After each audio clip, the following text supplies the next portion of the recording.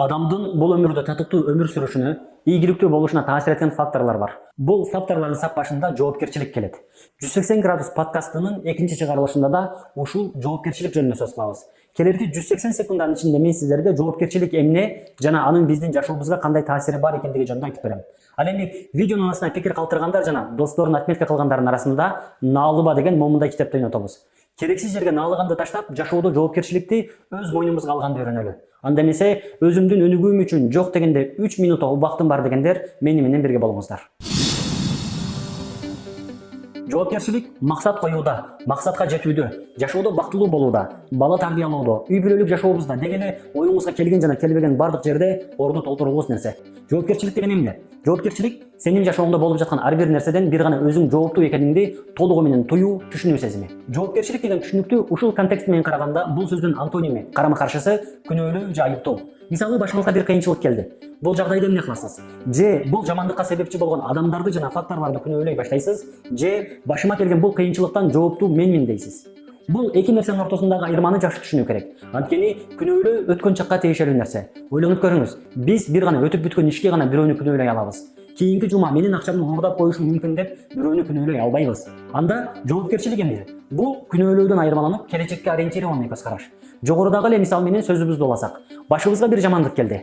Алдыбызда эки вариант бар. Же тигини бир күнөөлөп, муну бир күнөөлөп, жашоого наалыйбыз, же ооба, болор иш болду. Бул нерседен мен жооптуумун. Эми эмне кылышым керек дейбиз. Эми эмне кылышым керек деген ансыз деле бир кийинки кадамды кантип ташташым керек деген нерсе эмеспи?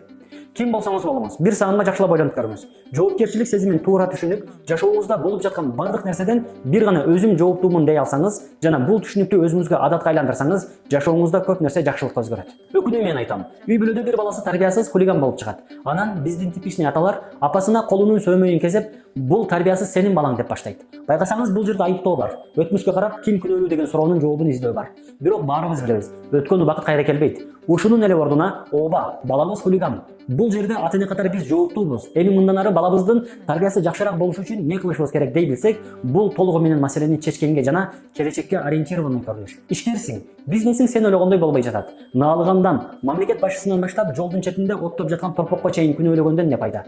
Ооба, убактылуу болсо да өзүбүздү соорутобуз, бирок бул эч кандай жакшы жыйынтыкка алып келбейт. Адамзаттын миңдеген жылдык тарыхында эч качан эч жерде бизнес кылууга 100% бардык шарттар ылайыктуу болгон эмес, мындан кийин кыяматка чейин да болбойт.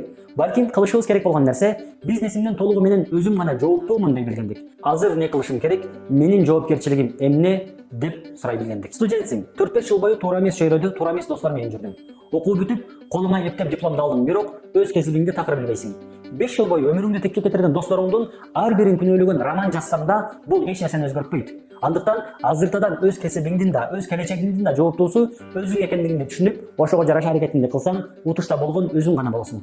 Мектептен 5 алса, бүгүн сабактан 5 алдым деп, ал эми 2 алса, эжеке бүгүн мага 2 коюп койду деп кичинекей кезинен подсознательно өз каталарын башкалардан көргөн балдарыбыздын аң сезимин өзгөртүүдөн баштап, өз жашообузда болуп жаткан бардык нерседен өзүбүздүн жооптуу экенибизди толук кандуу сезе алсак, жашообуз биз ойлогондон бир топ жакшы болот деген ойдомун.